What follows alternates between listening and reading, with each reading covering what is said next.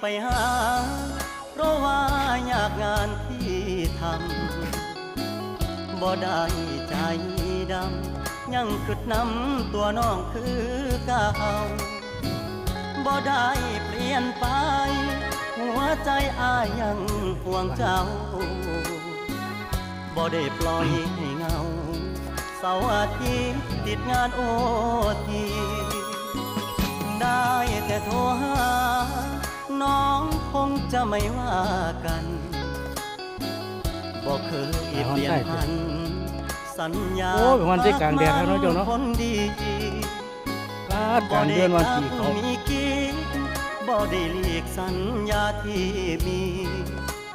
ย้อนงานยุ่งอีลีคนดีอย่าเครียดอายเด้อ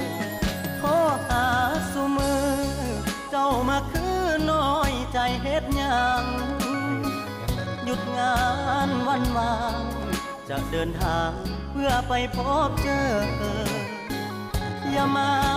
สงสัยว่าอายมีใคร